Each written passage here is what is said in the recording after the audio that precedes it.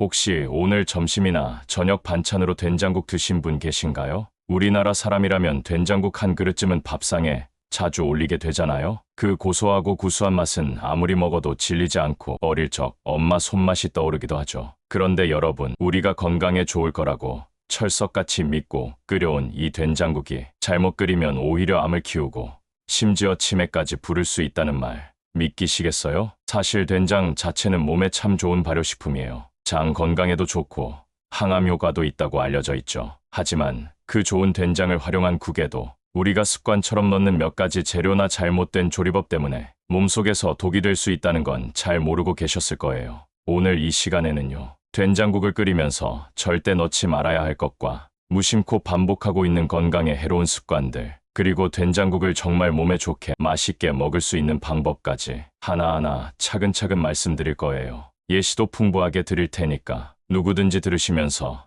아, 우리 집도 저래 하고 고개 끄덕이게 될 거고요. 어르신들, 그리고 요리 초보이신 분들까지 들으셔도 쉽게 이해되고 바로 실천할 수 있게 해드릴게요. 그리고 마지막엔 건강한 된장국 레시피와 보관법까지 알려드릴 거니까 영상 끝까지 꼭 함께 해주세요. 첫째, 된장국에 다시마를 너무 오래 끓이면 암을 부를 수 있어요. 다시마, 이거 몸에 좋은 거라고 다들 알고 계시죠? 그래서 국물 맛을 깊게 하려고 일부러 큼직한 걸 넣고 팔팔 끓여서 우려내곤 하시는데요. 문제는 이 다시마를 너무 오래 끓이면 무기비소라고 하는 독성 성분이 나와서 오히려 우리 몸에 해가 될 수 있다는 겁니다. 이 무기비소라는 게 뭔가 싶으시겠지만 쉽게 말해서 몸속에 조금씩 쌓이면 세포를 손상시키고 장기적으로는 종양, 즉 암을 유발할 수 있는 무서운 물질이에요. 게다가 신장이나 간에 부담도 주기 때문에 몸이 피로하다거나 이유 없이 소화가 안 되고 더부룩하다고 느끼셨다면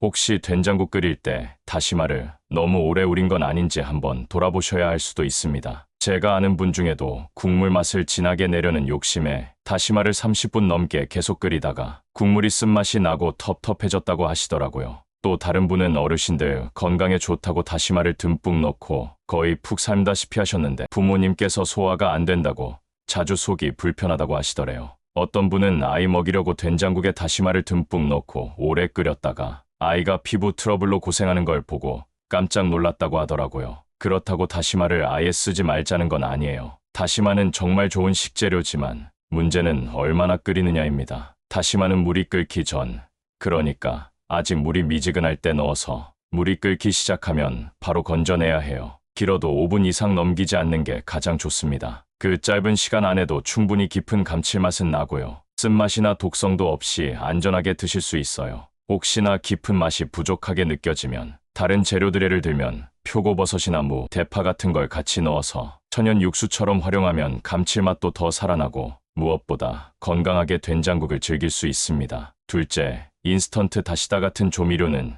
치매를 부를 수 있는 뇌 자극제가 될 수도 있어요. 우리 밥상에서 된장국을 끓일 때 뭔가 좀 심심한데 싶으면 무심코 꺼내서 톡톡 털어넣는 그 조미료, 다시다나 맛소금 같은 인스턴트 조미료는요, 감칠맛은 확 살려주지만 문제는 뇌신경을 자극해서 오랜 기간 섭취할 경우 기억력 저하나 치매 같은 뇌 기능 이상까지 이어질 수 있다는 겁니다. 물론 한두 번 넣는다고 당장 큰일 나는 건 아니겠지만 습관처럼 자주 넣다 보면 우리 뇌가 자연의 맛이 뭔지 잊어버리게 되고 결국 나중에는 자극적인 음식만 찾게 되고 조미료 없이는 밥을 못 먹는 상황까지 가는 거죠. 제가 아는 분은 평소에는 건강식 좋아한다고 말하면서도 국이나 찌개 끓일 때는 이게 있어야 맛있어 하면서 항상 조미료를 한 숟갈 넣고 끓이시더라고요. 그런데 나중에 어지럼증이 자주 오고 기억이 흐릿해진다고 하셔서 병원에 가셨더니 의사 선생님이 조미료 사용을 줄이라는 말씀을 하셨대요. 또 어떤 분은 어릴 적부터 자극적인 맛에 익숙해진 아이가 된장국도 꼭 다시다 넣어야만 먹는 입맛이 되어서 자연 재료로 끓인 국은 도통 입에 대질 않는다고 하시더라고요. 심지어 자녀들 먹이느라 맛있게 해주겠다고 다시다 넣은 된장국을 자주 끓이다 보니 부모님과 아이들 모두 고혈압 수치가 높아졌다는 이야기도 있었습니다. 이럴 때는 인스턴트 조미료 대신 멸치나 표고버섯, 다시마를 짧게 끓인 육수로 맛을 내보세요. 이렇게 천연 재료로 감칠맛을 만들어내는 습관을 들이면 처음엔 싱겁게 느껴지더라도 어느 순간 입맛이 바뀌면서 속은 편하고 몸은 가벼워지는 걸 느끼게 됩니다. 특히 표고버섯은 감칠맛의 제왕이라고 불릴 정도로 육류 없이도 국물 맛을 살릴 수 있고요. 무는 국물에 단맛을 더해줘서 따로 설탕을 넣지 않아도 감칠맛이 훨씬 풍성해져요. 이렇게 조금만 신경 쓰면 조미료 없이도 된장국의 깊은 맛을 충분히 즐길 수 있습니다. 셋째, 오래된 된장은 발효가 아니라 부패일 수 있어요. 된장은 원래 발효식품이라 오래될수록 깊은 맛이 난다. 묵힐수록 건강에도 좋다. 이렇게 알고 계신 분들이 많은데요. 사실 이건 반만 맞고 반은 틀린 이야기예요. 물론 적절한 기간 동안 잘 숙성된 된장은 장 건강에도 좋고 유익균도 풍부해서 몸에 이로운 게 맞지만 너무 오래되면 그 안에서 유해한 곰팡이나 세균이 생길 수 있어서 오히려 발효가 아니라 부패가 되는 경우가 생깁니다. 특히 오래된 된장을 덮고 있던 뚜껑을 열었을 때 표면에 하얀 곰팡이나 검은 반점이 보이면 곰팡이 걷어내고 아래만 쓰면 괜찮겠지 하고 쓰는 경우가 많은데 이 곰팡이는 표면뿐 아니라 이미 된장 전체에 퍼져 있을 수 있어서 간에 손상을 주거나 암을 유발하는 아플라톡신이 생성됐을 가능성도 무시할 수 없어요. 예전에 한 분은 냉장고 깊숙한 곳에서 3년 묵힌 된장을 발견하고 이게 진짜 보약이지 하면서 꺼내 쓰셨는데 끓이고 난 다음 국물에서 이상한 쉰내가 나고 먹고 나서 속이 쓰리다고 하셔서 결국 버렸다고 하더라고요. 또 어떤 분은 친정에서 담근 된장이 아까워서 곰팡이 살짝 걷어내고 계속 쓰셨는데 알고 보니 식중독균이 퍼져 있어서 가족이 설사를 하신 적도 있었대요.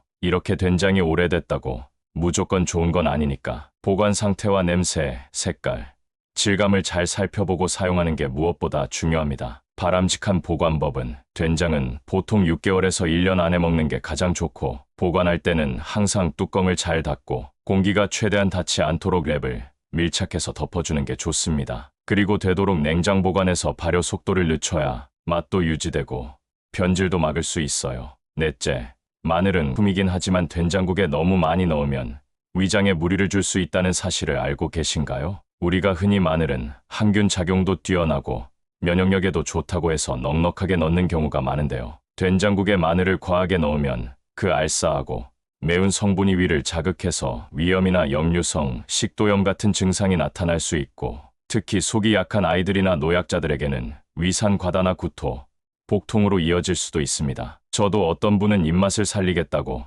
다진 마늘을 된장국 한 냄비에 한 큰 숟갈이나 넣고 끓이셨다가 먹고 나서 남편분이 속이 더부룩하고 신트림이 계속 나서 고생하셨다는 얘기를 들은 적이 있어요. 또 어떤 분은 마늘 넣은 된장국은 감기 예방에도 좋다고 생각해서 거의 약처럼 매 끼니마다 마늘, 폭탄국을 끓여 드셨는데 오히려 위가 쓰리고 자꾸 속이 답답해서 병원에 가봤더니 마늘 과다 복용이 문제였다는 진단을 받으셨다고 하더라고요.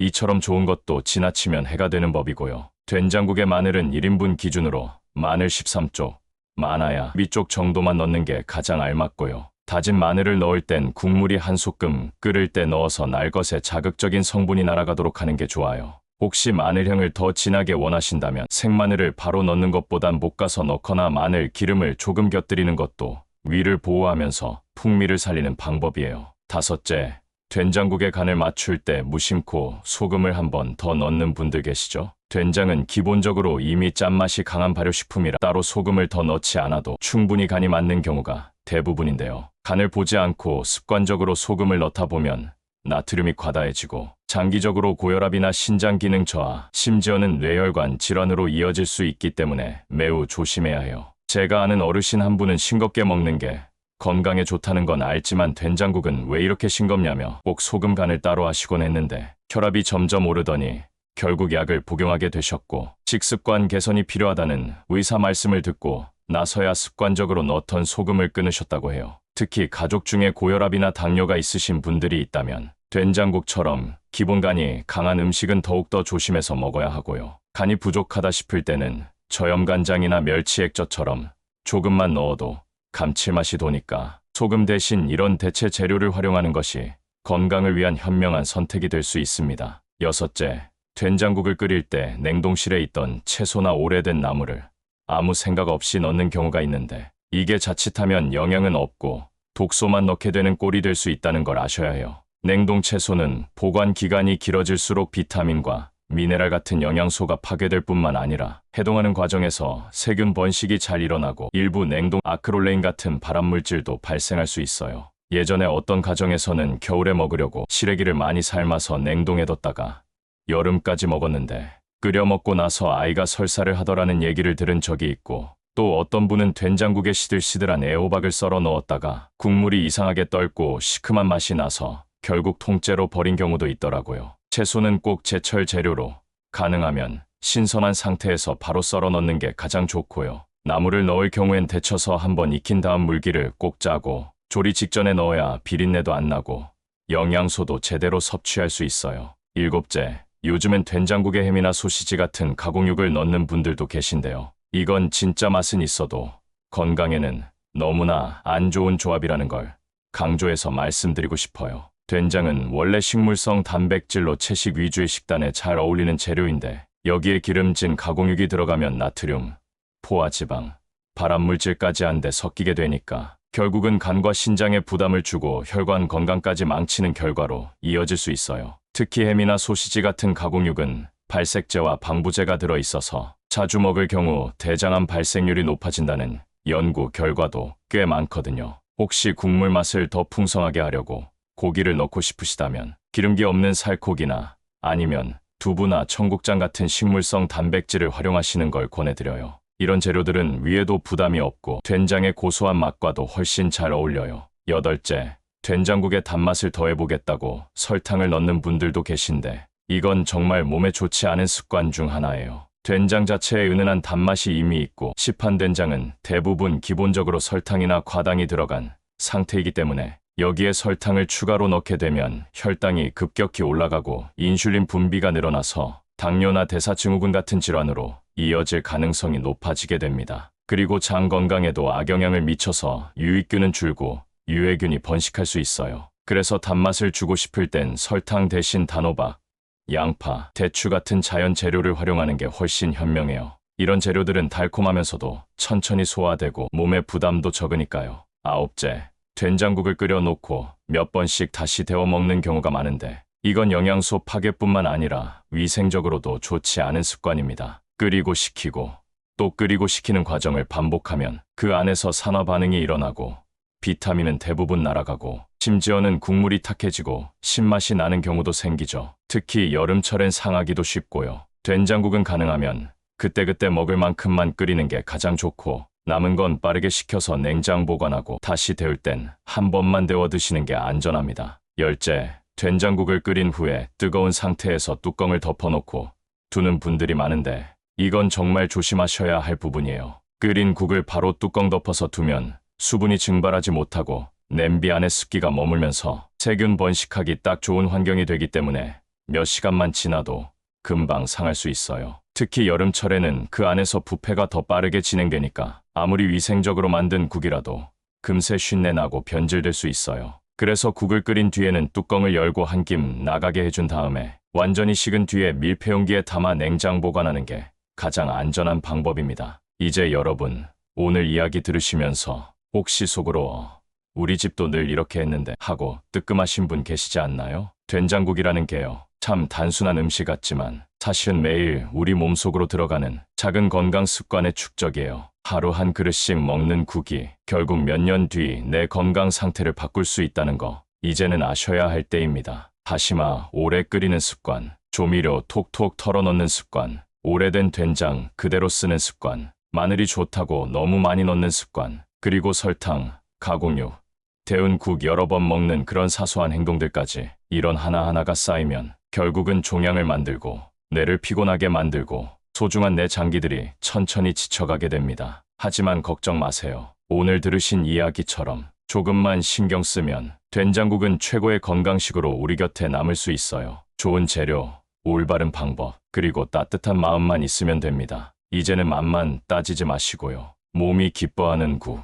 내 가족이 더 오래 건강하게 함께할 수 있는 그런 국, 그렇게 끓여보세요. 오늘 내용이 도움이 되셨다면 내가 아끼는 사람에게도 꼭 알려주세요. 여러분의 건강한 식탁에 오늘 이 정보가 도움이 되었기를 진심으로 바랍니다. 그리고 잊지 마세요. 이런 좋은 건강 정보 앞으로도 놓치지 않으시려면 지금 바로 구독 버튼 꾹 눌러주시고요. 좋아요와 알림 설정까지 꼭 부탁드립니다. 우린 다음 이야기에서 또 만나요. 늘 건강하고 따뜻한 하루 되세요.